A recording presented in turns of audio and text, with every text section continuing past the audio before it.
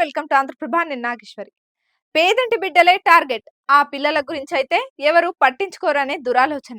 అందుకే అక్రమాల రవాణా మాఫియాకు కోట్లు పండించే సిరి సంపదగా పేదలు మారిపోయారు. మగపిల్లల శ్రమ దోపిడీకి అమ్మాయిలేమో వేశ్యావాటికలకు చేరుతున్నారు.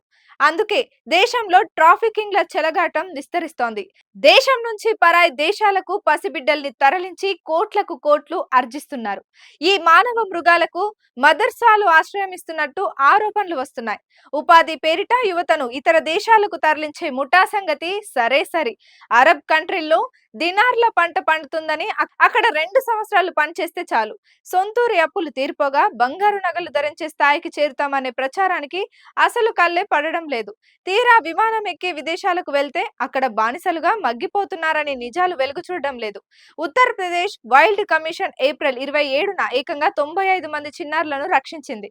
ఆ చిన్నారులను బీహార్ నుంచి ఉత్తరప్రదేశ్ కి అక్రమంగా తీసుకెళ్తున్నట్లు గ్రహించి అధికారులు పట్టుకున్నారు. బీహార్లోని వివిధ జిల్లాల నుంచి 99 మంది పిల్లలను బస్సుల్లో సహారాన్పూర్ తీసుకెళ్తున్న 5గురు మత గురువులను రాష్ట్ర బాలల హక్కుల పరిరక్షణ కమిషన్ కు చెందిన మానవ అక్రమ రవాణా నిరోధక విభాగం పట్టుకుంది.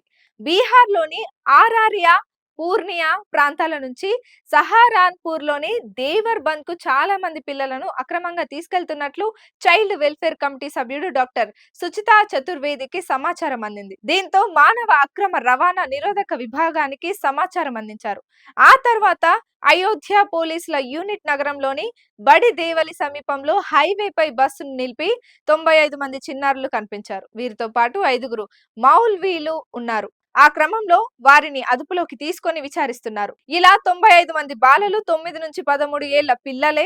వీరందరూ లక్నోలోని ముంతాజ్ ఆశ్రమంలో ఉంచారు. దొరికిన 5గురు మౌల్వీలు సకిలీలని తేలింది.